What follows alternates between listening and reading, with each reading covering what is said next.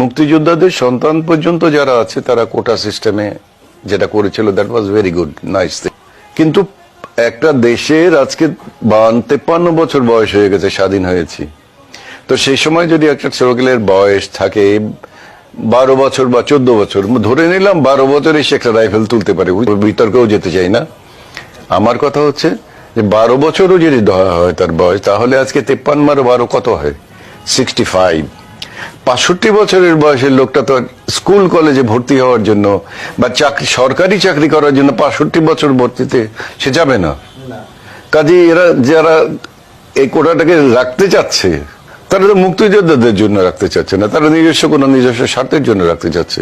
কারণ মৃত্যু কোনো হিসেবেই তো মুক্তিযোদ্ধাদের জন্য এটা পড়ে না। তার সন্তানদের জন্য যদি দিতে চাও, সেই সন্তানরা প্রায় দেখা যাবে যে সত্যিকার ভাবে যদি একজন আমরা ধরতে চাই যে 20 বছর বা 22 বছর, তাহলে 50 আর 20 70 বছর, 70 বছরের ছেলের যদি বাবা হয়, তাহলে ছেলের বয়স হয়ে যাবে 40 বছর বা 45 বছর বয়স। সেও এখন কলেজে যাওয়ার জন্য বা সরকারি চাকরি করার জন্য সে যাবে না, কারণ তার তো বয়স থাকবে না, সেটা যাবে না।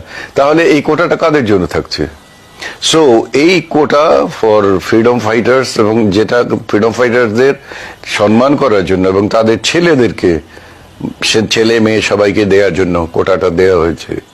সে কোটাটা তো এখন থাকার কোনো জাস্টিফিকেশন নেই। যারা রাখতে চাচ্ছে তারা কেন রাখতে চাচ্ছে, দ্যাট আই ডোন্ট আন্ডারস্ট্যান্ড।